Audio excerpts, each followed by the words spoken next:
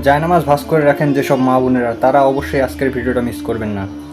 কারণ আজকের ভিডিওতে আমরা জানবো জায়নামাজ ভাঁজ করে রাখার বিষয়টা কতটা শরীয়তসম্মত, আর এটাতে কি সত্যি শয়তানের কোনো হাত আছে কিনা। আমাদের দেশে অনেক বেদাত আছে এরকম যে জায়নামাজকে ভাঁজ করে রাখতে হয়, জায়নামাজকে খুলে রাখা যায় না। তো আজকে শায়েখ আহমদুল্লাহ হুজুরের বয়ানে আমরা জানবো জায়নামাজ কি সত্যি ভাঁজ করে রাখা যায় না, নাকি ভাঁজ করা ছাড়াও রেখে দেওয়া যায়।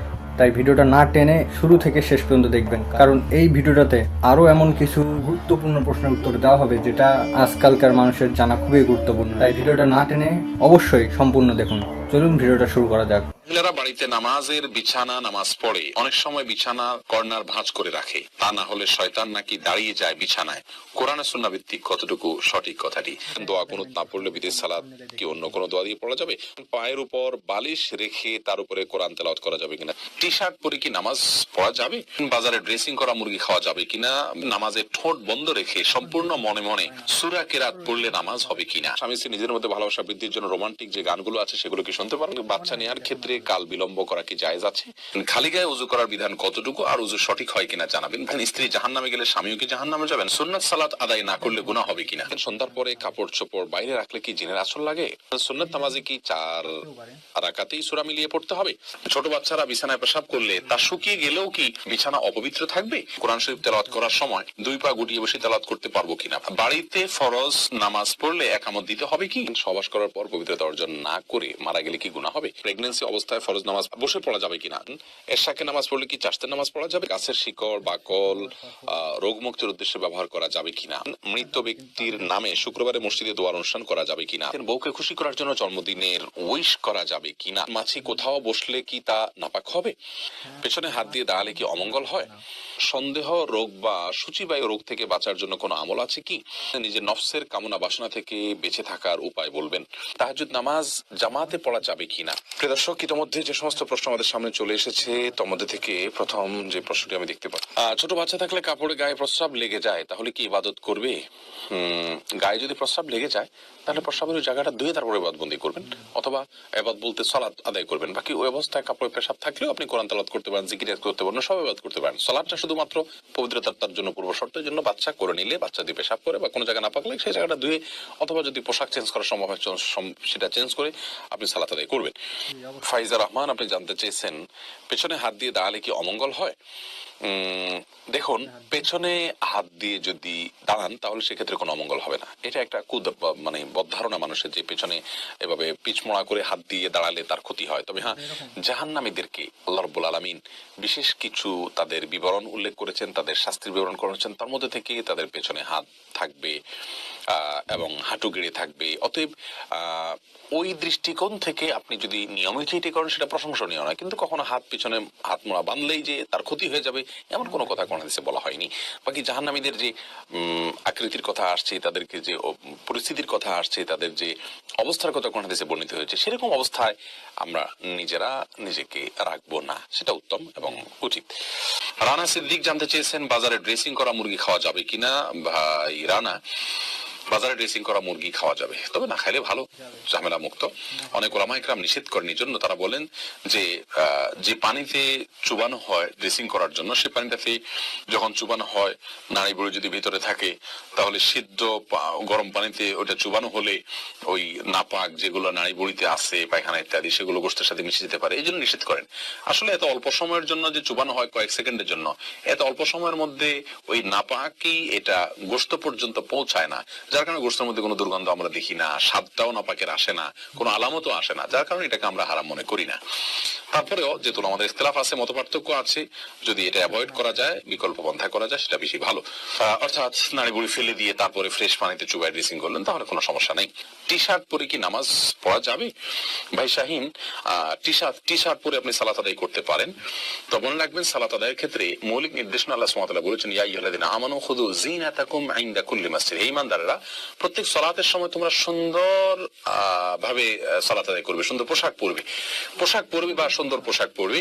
তো এই জন্য এমন কোন পোশাক পরা উচিত নয় সালাতের সময় যে পোশাক পরে আপনি সম্ভ্রান্ত কোনো জায়গায় যাবেন না, মান্যগণ্য কোনো ব্যক্তির কাছে যাবেন না, সেরকম কোনো পোশাক পরা উচিত নয়। অতএব আপনি চেষ্টা করবেন যে পোশাক পরতে পড়লে আপনাকে খারাপ দেখা না যায়, দৃষ্টিকটু দেখা না যায়, ভিন্ন ব্যতিক্রম মনে না হয়, এবং আপনি এটা পরে ভালো কোনো জায়গায় যেতে ইতস্ত বোধ করেন না, সেরকম পোশাক পরে সালাত আদায় করবেন। অলিউল্লাহ, আপনি জানতে চেয়েছেন তাহাজ্জুদ নামাজ জামাতে পড়া যাবে কিনা, বা স্বামী স্ত্রী একসাথে তাহাজ্জুদ পড়া যাবে কিনা। জামাতে তাহাজ্জুদ পড়া যেতে পারে, কালে ভদ্রে কখনো নিয়মিত রমজানের বাইরে তাহাজ্জুদের জামাত করাকে অনেক উলামা ইকরাম মাকরু বলেছেন, যেহেতু রাসূল করিম সাল্লাল্লাহু আলাইহি সাল্লাম বা সাহাবা ইকরাম রমাদানের বাইরে কখনো তাহাজ্জুদের সালাতের জন্য জামাত প্রতিষ্ঠা করেছেন এমনটি দেখা যায় না। অতএব মাঝে মধ্যে এটি হতে পারে, কোনো অসুবিধা নেই, স্বামী স্ত্রী করতে পারেন। হাফেজ, আপনি জানতে চাইছেন ছোট বাচ্চারা বিছানায় পেশাব করলে তা শুকিয়ে গেলেও কি বিছানা অপবিত্র থাকবে? ছোট বাচ্চারা যদি বিছানা পেশাব করে, এক্ষেত্রে মনে রাখতে হবে ছেলে বাচ্চা যদি হয় তাদের পেশাবের ক্ষেত্রে কিছুটা ছাড় রয়েছে। ছেলে বাচ্চা যদি হয় আর সে যদি মায়ের দুধের উপরে সম্পূর্ণ নির্ভরশীল থাকে, এবং তার মধ্যে যদি অন্য কোনো কিছু যদি সে না খায়, বাহিরের কোনো কিছু খাদ্য হিসাবে সে গ্রহণ না করে, তাহলে সেক্ষেত্রে এই বাচ্চার পেশাবের উপরে শুধুমাত্র পানি ছেটা দিয়ে দিলে সেটা পাক হয়ে যাবে। আর যদি মেয়ে বাচ্চা হয় তাহলে সেক্ষেত্রে পরিপূর্ণভাবে ধুইতে হবে। এটা হাদিস দ্বারা এই ব্যবধান এবং পার্থক্যটা সুস্পষ্টভাবে প্রমাণিত।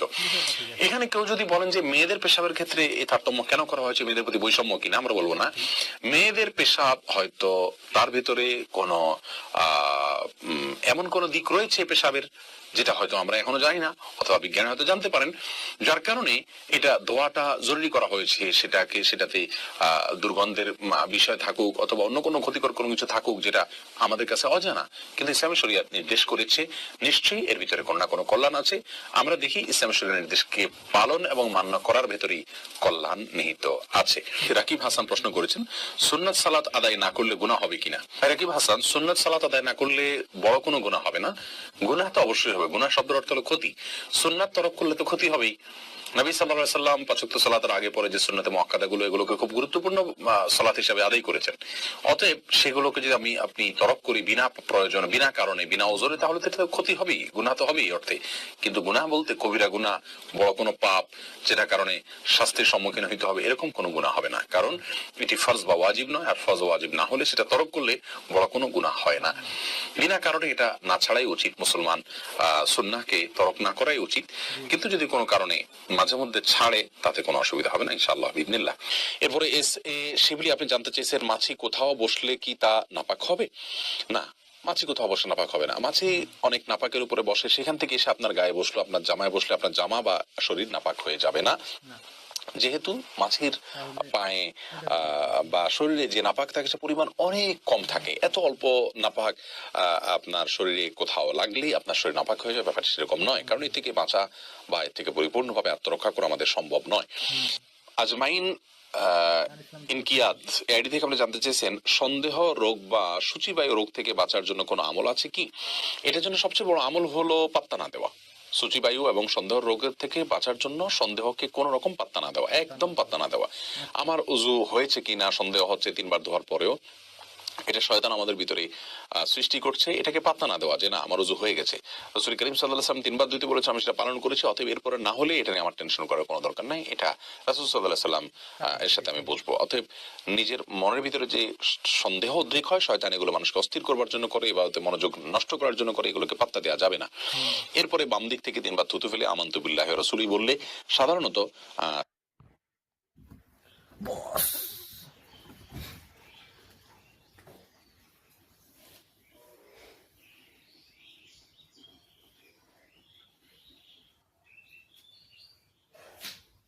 ऐसा भी क्या दिल का लगाना, ऐसी भी क्या रे मोहब्बत।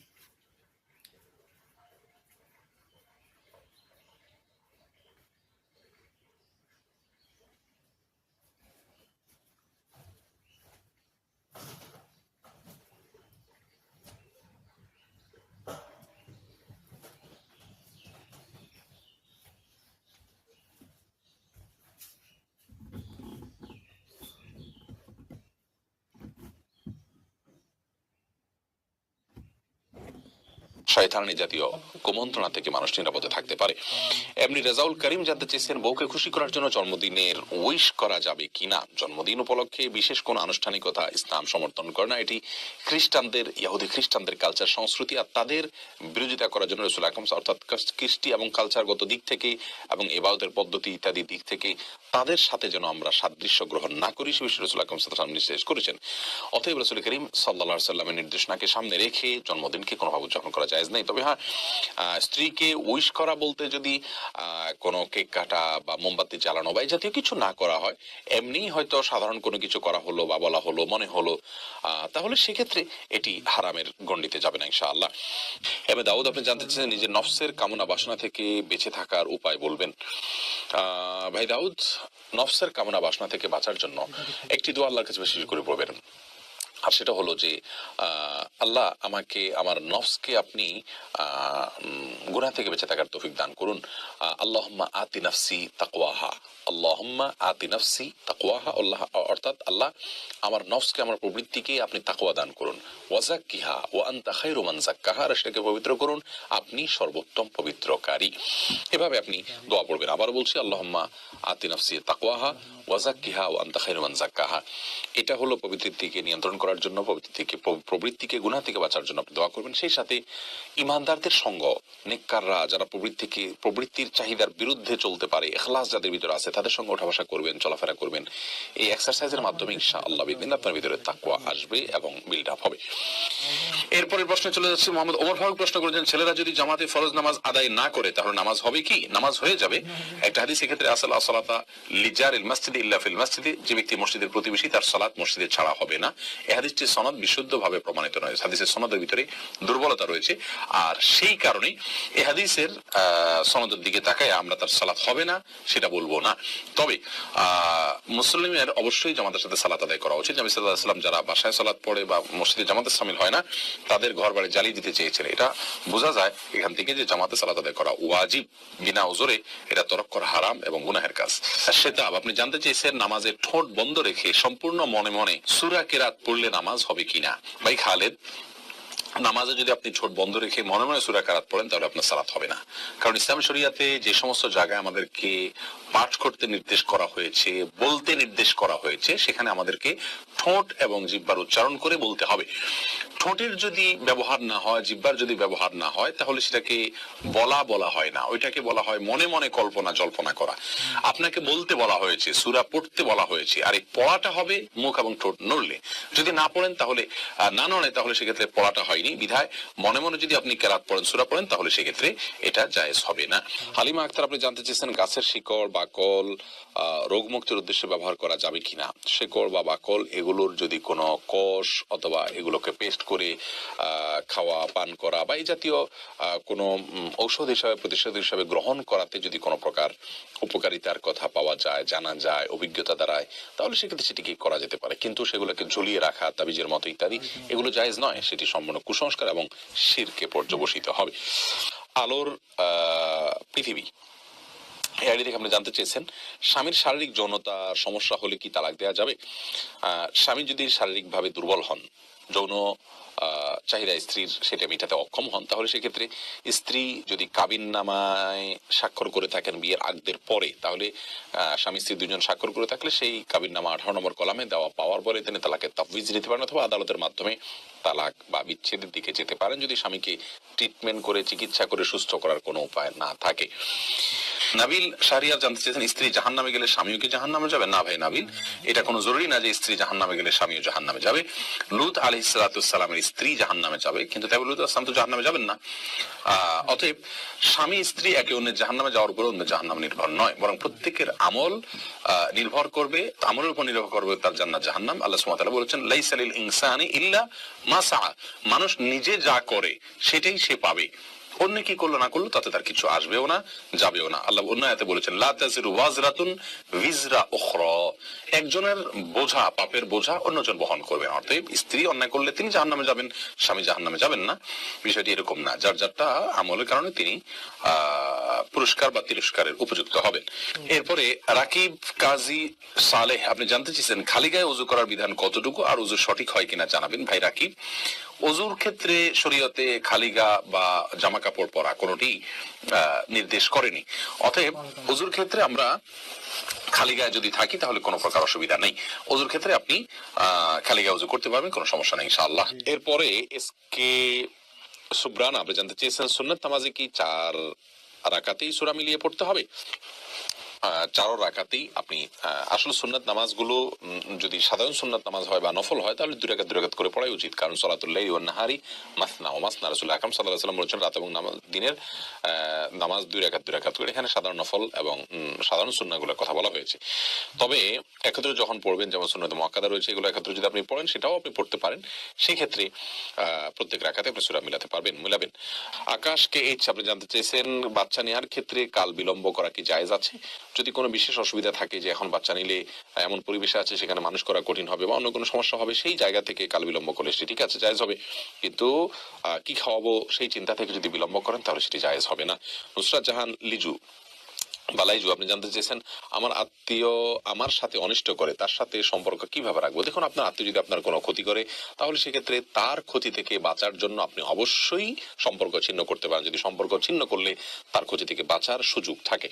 আর যদি সেরকম না থাকে, বরং সম্পর্ক ছিন্ন করলেও আপনার সম্পর্ক ছিন্ন করার সাথে আসলে ক্ষতির কোনো সম্পর্ক নাই, বরং আপনি সম্পর্ক রেখেও ক্ষতি থেকে বাঁচতে পারেন, তাহলে সেক্ষেত্রে আপনি সম্পর্ক রক্ষা করতে হবে। আর যদি সম্পর্ক ছিন্ন করা ছাড়া উপায় না থাকে, সম্পর্ক ছিন্ন করলে নিরাপদ থাকে, তাহলে অবশ্যই আপনার জন্য সম্পর্ক ছিন্ন করা জায়েজ রয়েছে, যতটুকু প্রয়োজন হয় ততটুকু। এরপরে আফজাল হোসেন আপনি জানতে চেয়েছেন মৃত ব্যক্তির নামে শুক্রবারে মসজিদে দোয়ার অনুষ্ঠান করা যাবে কিনা? ভাই আফজাল, দোয়া আসলে অনুষ্ঠান করার বিষয় না, দোয়া নিজে করবেন আর অন্যের কাছে দোয়া চাইবেন। অনুষ্ঠান করা, দোয়া করানো, এটি ইসলামী শরিয়াতে জায়েজ নাই। টাকা পয়সা দিয়ে মৃত ব্যক্তির জন্য দোয়া করানো সম্পূর্ণরূপে হারাম। যিনি দোয়া করছেন টাকা নিয়ে তিনিও গুনাহগার হচ্ছেন, যিনি করাচ্ছেন তিনিও গুনাহগার হচ্ছেন। মৃত ব্যক্তির জন্য নিজে আল্লাহর কাছে দোয়া করবেন, অন্যান্য আলেমদেরকে, মুরব্বীদেরকে, নেককার মানুষদেরকে বলবেন আপনারাও তাদের জন্য দোয়া করবেন, তারা দোয়া করবেন। কিন্তু অনুষ্ঠান করানো, দোয়া করানো এটি জায়েজ নাই। ইসলামের শরীয়তে কোথাও টাকা দিয়ে মৃত ব্যক্তির জন্য দোয়া করার কোনো অনুমোদন দেয়নি, এটি জায়েজ নাই। জাকির জয় আপনি জানতে চেয়েছেন এশাকে নামাজ পড়লে কি চাশতের নামাজ পড়া যাবে? এশাক এবং চাশত এই দুই নামাজ কি এক না ভিন্ন? এ নিয়ে ওলামাদের মধ্যে মত পার্থক্য আছে। ইমাম ইবনে বাজ রাহিমাহুল্লাহ তিনি এই দুইটাকে একই নামাজ বলেছেন, অতএব তার মত অনুযায়ী এশাক পড়লে চাশতের আলাদা পড়া লাগবে না। কিন্তু আমাদের ওলামা ইকরামের অনেকেই বলেন যে এশাক এবং চাশত দুই নামাজ, অতএব সেই দৃষ্টিকোণ থেকে আপনি পৃথকভাবে যদি পড়েন সেটাই উত্তম এবং নিরাপদ। বুলবুল তানিম আপনি জানতে চেয়েছেন মহিলারা বাড়িতে নামাজ পড়ে অনেক সময় বিছানা কর্নার ভাঁজ করে রাখে, তা না হলে শয়তান নাকি দাঁড়িয়ে যায় বিছানায়, কোরআন সুন্নাহ ভিত্তিক কতটুকু সঠিক কথাটি? ভাই বুলবুল, বাড়িতে নামাজ পড়ার সময় কর্নার ভাঁজ করে রাখা, শয়তান দাঁড়াবে সেই ভয়ে, এটা কুসংস্কার, এর সাথে ইসলামের শরিয়ার কোনো সম্পর্ক নাই। কোরআন হাদিসে কোথাও বলা হয়নি যে কেউ সালাতের জন্য দাঁড়ালে তার জানামাজটা যদি বলা হয় তার কোনায় শয়তান দাঁড়াবে, এরকম কোনো কথা নেই। জামাতবদ্ধ সালাতে পুরুষরা যখন পাশাপাশি দাঁড়িয়ে সালাত আদায় করবেন তখন কাতারের মধ্যখানে যদি ফাঁকা থাকে সেখানে শয়তান দাঁড়ায়, এটা হাদিস দ্বারা বোঝা যায়। এজন্য মানে নির্দেশ করা হয় ওয়ালা তাদাউল ফুরুজাত লিশায়াতিন, অর্থাৎ শয়তানের জন্য কোনো মাঝখানে ফাঁকা জায়গা রাখবে না। কিন্তু জায়নামাজের বা মুসাল্লার কোনাকাংশিতে শয়তান দাঁড়ায় এরকম কোনো কথা ইসলামী শরিয়ার কোথাও নাই, কোরআন হাদিসে কোথাও বলা হয়নি, বিধায় এটি ভিত্তিহীন কথা। সাকিব আল ইসলাম জানতে চেয়েছেন দোয়া কুনুত না পড়লে বিদেশ সালাত কি অন্য কোনো দোয়া দিয়ে পড়া যাবে? দোয়া কুনুতটা আসলে নির্দিষ্ট কোনো দোয়াই পড়তে হওয়ার কোনো কথা নয়, অন্য কোনো দোয়া কোন হাদিস থেকে বর্ণিত আপনি পড়লে হয়ে যাবে। এবং দোয়া কুনুতের জায়গা রাসূল আকরাম সাল্লাল্লাহু আলাইহি ওয়াসাল্লাম বিভিন্ন রকম দোয়া পড়তেন, ছোট বড় মাঝারি, সেগুলো করে একটা আপনি পড়লেই আদায় হয়ে যাবে ইনশাআল্লাহ বিইذنিল্লাহ। কোরআন শরীফ তেলাওয়াত করার সময় দুই পা গুটিয়ে বসে তেলাওয়াত করতে পারবো কিনা? পারবেন, কোনো অসুবিধা নেই। কোরআন শরীফ তেলাওয়াত করার সময় আপনাকে দোজানো হয়ে মাটি সালাতের সময় যেভাবে বসেন সেভাবে বসতে হবে এমন কোনো শর্ত নাই। আপনি ইচ্ছা করলে আসন দিয়ে বসতে পারেন বা অন্য কোনো ভাবে বসতে পারেন, অসুবিধা নাই। কোরআনের প্রতি অসম্মান প্রদর্শন না হয় এরকম কিছু হলেই চলবে ইচ্ছাকৃত ভাবে, কিন্তু আপনি আরাম করে বসাতে কোনো সমস্যা নাই, কোরআন শরীফে কোথাও নিষেধ করা হয়নি। বাড়িতে ফরজ নামাজ পড়লে একামত দিতে হবে কি? হ্যাঁ ভাই, যদি আপনি একাকী ফরজ সালাত আদায় করেন, অন্য কেউ জামাতে শরীক হতে পারবে সে সম্ভাবনা থেকে আপনাকে জোরে জোরে একামত দিয়ে তারপরে সালাত আদায় করা উচিত। করে একটি বর্ণনা দ্বারা বোঝা যায়, হাদিসে কুদসিতে আসছে একজন ব্যক্তি কোন এক জায়গায় রাখাল, তিনি একাকী দাঁড়িয়ে আজান দিচ্ছেন এবং একামত দিয়ে সালাত আদায় করছেন, তার আশা যদি কেউ শরীক হয় তার সাথে, যদিও কেউ সেখানে দেখছেন না আপাতত তাকে, তারপরে তিনি করেছেন, এই ব্যক্তির জন্য বিশেষ ফজিলতের কথা রয়েছে হাদিসে কুদসিতে। যার কারণে আমরা বলি বাসায়ও যদি আপনি একাকী সালাত আদায় করেন, কোনো কারণে জামাত ছুটে গেলে মসজিদে আপনি একামত দিয়ে নেবেন এবং এমন ভাবে পড়বেন যাতে কেউ আপনার সাথে সম্ভব হলে শামিল হতে পারে। লাবণী, আপনি জানতে চেয়েছেন পায়ের উপর বালিশ রেখে তার উপরে কোরআন তেলাওয়াত করা যাবে কিনা। যাবে, কোনো অসুবিধা নেই। এটাতে কোরআনের অসম্মান করা তো উদ্দেশ্য নয়, বরং পায়ের সাথে না যেন না লাগে সেজন্য আপনি বালিশ দিয়ে নিচ্ছেন, অতএব ইনশাআল্লাহ বিদিনিল্লাহ এটাতে কোনো অসম্মান হবে না এবং জায়েজ হবে। দিলরুবা মেহেরুন প্রধান, আপনি জানতে চেয়েছেন সহবাস করার পর পবিত্রতা অর্জন না করে মারা গেলে কি গুনাহ হবে। এই প্রশ্নের উত্তর কোথাও পাচ্ছি না বোন দিলরুবা। সহবাস করার পর পবিত্রতা অর্জন না করে মারা গেলে গুনাহ হবে এমন কোনো কথা কোরআন হাদিসের কোথাও বলা হয়নি। তবে হ্যাঁ, সহবাস করার পর তিনি যদি দেরি করেন, বিলম্ব করেন গোসল করতে, এদিকে তার ফরজ গোসল এর ওয়াক্ত বিলম্ব হয়ে যায়, তাহলে সেটি ভিন্ন কথা। আর যদি ফরজ গোসলের যে ওয়াক্ত সেটি যদি তার বিলম্ব না হয় এবং ফরজ গোসল তিনি করেছেন অথবা ফরজের সালাতের ওয়াক্তই এখন আস নাই, তার আগেই তিনি মৃত্যুবরণ করেন, কথার কথা আসার পরে সহবাস করলেন, গোসল করবেন, শুয়েছেন, ফজরের ওয়াক্ত হওয়ার আগে আগে তার মৃত্যু হয়ে গেছে, এই জন্য তার কোনো গুনাহ হবে না। কিন্তু আল্লাহ মাফ করুক, তিনি যদি সালাতকে বিলম্ব করে ফেলেন গোসল না করি, তাহলে সেক্ষেত্রে সেটি গুনাহের কারণ হবে। অর্থাৎ শুধু সহবাস করে আপনার মারা গেলে গোসল না করে এর কারণে কোনো গুনাহ হবে না, কারণ সহবাস করার পর পরই গোসল করা ফরজ নয়। রাসূল আকরাম সাল্লাল্লাহু আলাইহি ওয়াসাল্লাম অনেক সময় সহবাসের পরে। ভিডিওটা শেষ পর্যন্ত দেখে অবশ্যই আপনারা বুঝতে পেরেছেন যে আজকের ভিডিওটা একদমই ফালতু বা বেকার না। আর আপনি কোন কোন প্রশ্নের উত্তরগুলো জানতেন না সেটা অবশ্যই কমেন্টে জানাবেন এবং কোন কোন প্রশ্নগুলো আপনার সাহায্য হয়েছে জেনে সেটাও জানাবেন। আর যদি আপনার কোনো প্রশ্ন থাকে সেটা কমেন্ট করবেন, আমরা চেষ্টা করব। আর যদি আপনার কোনো ব্যক্তিগত প্রশ্ন থাকে যেটা আপনি জিজ্ঞেস করতে চান তাহলে সেটা অবশ্যই কমেন্টে জানাবেন, আমরা হুজুরের কাছে জানার চেষ্টা করব। তাহলে আজকের ভিডিও এতটুকুই ছিল। আপনারা এই ভিডিওর থেকে যা শিখেছেন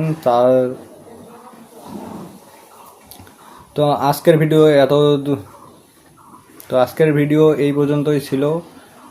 আজকের জন্য এখানেই শেষ। পরবর্তীতে দেখা হবে আরেকটা নতুন কোনো ভিডিও নিয়ে। যদি আমার ভিডিওটা ভালো লেগে থাকে তাহলে অবশ্যই একটা লাইক দিবেন, কমেন্ট করবেন এবং আপনাদের শুভাকাঙ্ক্ষীর কাছে ভিডিওটা শেয়ার করে দিবেন।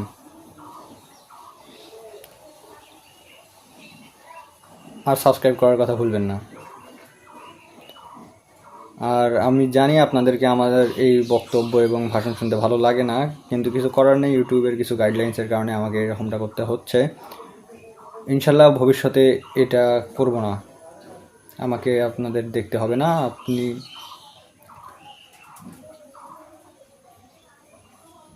বাদ দেন, কি বলতেছি আমি। আসসালামু আলাইকুম, ভালো থাকবেন।